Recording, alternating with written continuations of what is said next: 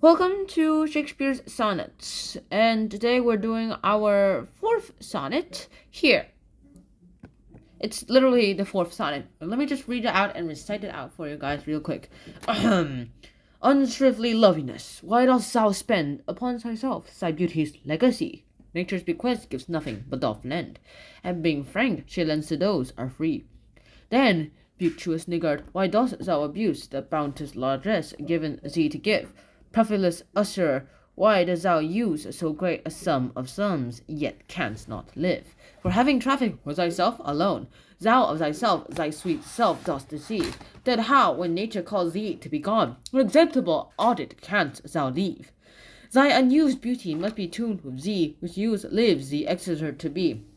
Alright, so here's the thing. Now, a couple of new vocabulary words here. I myself had a hard time understanding this too. Beauty's legacy here just basically means your inheritance of beauty. Like, you pass down your beauty to, like, the next generation. Like, I have long, beautiful hair that's curly and things. And then you pass it to your daughter who also has somehow long, beautiful hair, which works out pretty well. Then also this frank, those are free. That just basically means you're generous. You also have niggard, which just basically means you're a miser. You also have this word used, not like using things, but you're in this case, it just basically means investing or you're giving something up. Then you also have to like make a living, like here, live. This one doesn't mean like living. It just basically means you have to make a living. Which kind of doesn't really make a lot of sense if you ask me for today's things. Traffic here is just like commerce. And lives you have in a sun. So what is all this anyway? So basically this is also part of the this is also part of the procreation sonnet, which is out of like the first 17 sonnets, 1 to 17. And this one always talks about this man. Now, this boy is going to be referred to all the way up to sonnet number 124. So expect just only 30 sonnets not to involve this man. So this man is just told to be like beautiful, like you're beautiful, you're great. So it starts off with a friend. This is a French narration where a friend tells the man, and he says, "Bro, you're awesome, you're beautiful. Why are you wasting that beauty? You might die sure, but you can't pass on that. That could be immortal. So why aren't you making it immortal? Don't you want to be immortal? Don't you want that face to be immortal? Don't you want yourself to be immortal?" And the boy is like, "Yeah, to be honest, I think I'd rather lend money." And like, oh yeah, this all works out pretty well too. So basically, Shakespeare urges the man to literally have children, and since that man needs to have children just to go ahead and pass along the beauty. Like, imagine this. Let's say I'm beautiful, and then this guy is right here going to be my future son. Just think about that. Imagine that. This is wooden things are not going to be my son.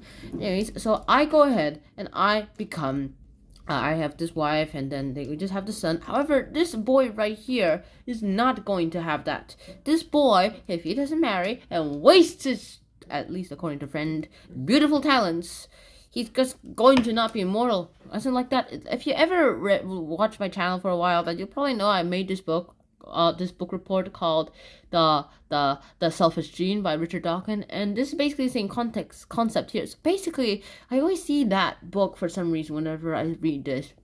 It's just so weird. Nature calls thee to be gone. That just basically means when you're dead. And so, like when nature makes you die, then you're going to need something to pass it on. That works out pretty well too. And thy unused beauty must be tuned with thee, which use lives the executor to be. That works pretty well.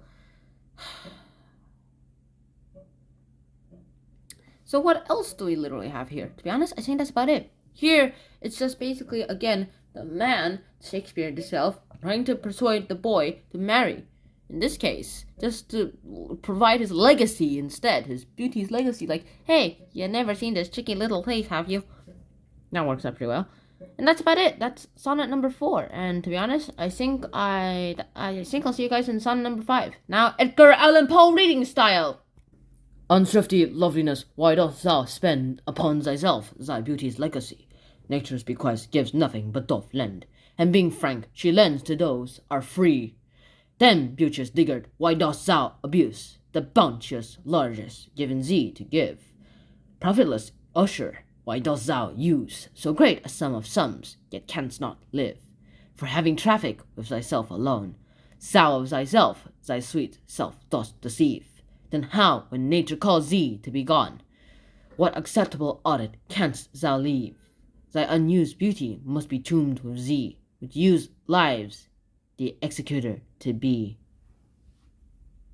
So that's it for today. Hope to see you guys soon in sonnet number 5. And until then, peace. Bye bye. Wear a helmet. Why are you still here?